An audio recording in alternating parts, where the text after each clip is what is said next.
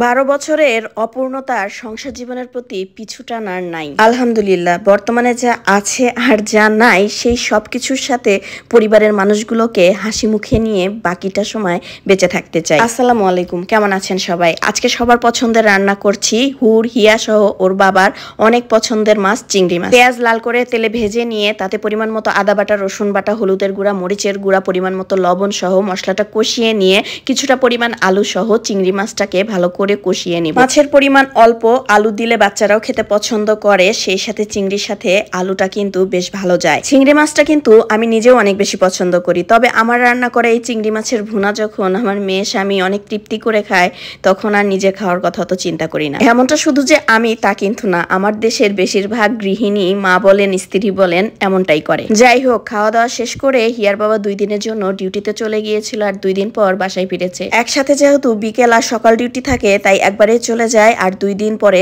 একবারে আসে। আর ব্যাগ ভর্তি করে যে গিফটগুলো আনে সেগুলোই আর কি খুলে দেখছিলাম। এটা হলো ব্যাক সাইড কুশন, আর এই ধরনের বিভিন্ন ডিজাইনের 3-4টা কুশন আগেও দিয়েছিল। সন্ধ্যার পরে হিয়ার টিচার আসে পড়ানোর জন্য, ওনাকে নাস্তা দিতে হয়। বিস্কিটগুলো শেষ হয়ে গিয়েছিল, ভেবেছিলাম হিয়ার বাবা বাসায় আসলে আনতে বলবো। আনতে বলার আগেই দেখি গিফট হিসেবে 3 ধরনের বিস্কিট দিয়েছে। এগুলো একই কোম্পানির, তবে বিস্কুটের ফ্লেভার গুলো আলাদা। এখানে বাটার, কোকোনাট আর চকলেট চিপস দেয়া চকলেট বিস্কিট ছিল। সেই সাথে একটা সাবান দিয়েছিল, আর এই সাবানগুলো যেহেতু বাইরের হয়ে থাকে যার কারণে এগুলো ঘ্রাণ অনেক বেশি প্রখর থাকে। সাথে ছিল বড় সাইজের একটা হ্যান্ড ওয়াশ। আর আজকের গিফটগুলোর মধ্যে বাচ্চাদের নাস্তার আইটেমগুলোই বেশি ছিল, যেমন মিনি প্যাকের এই ম্যাগি নুডলসের 3টা প্যাক একসাথে থাকে, এটাও ছিল এখানে। সাথে হিয়ার পছন্দের, হুরের পছন্দের এই চকলেটগুলো। লাভ ক্যান্ডির এই বিভিন্ন আলাদা ফ্লেভারের চকলেটগুলোতে ছোটবেলার সেই নাবিস্কো চকলেটের ফ্লেভারটাও আমি কেমন যেন একটু একটু পাই। সাথে আমার সবচেয়ে বেশি পছন্দের ব্ল্যাক টি, যেহেতু আমি বিভিন্ন ধরনের চা খেতে পছন্দ করি তাই ব্ল্যাক টিটা আমার সবচেয়ে বেশি পছন্দের। আর বাচ্চাদের আরেকটা নাস্তার আইটেম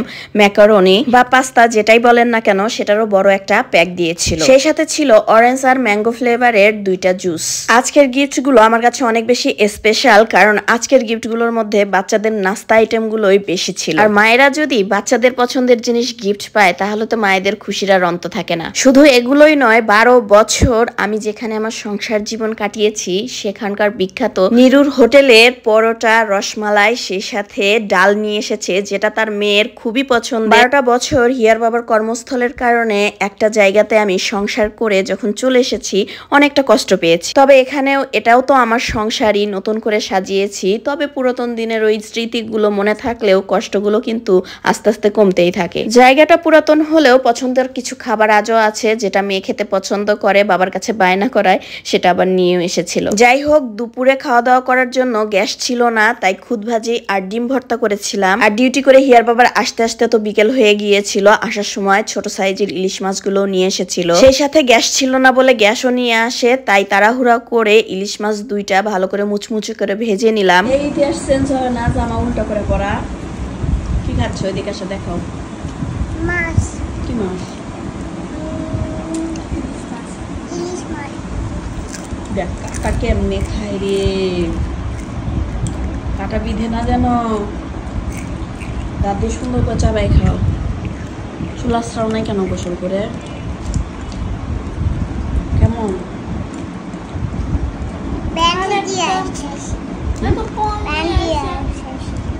ব্যান্ড দিয়ে আশ্রানো হয়নি, খাও।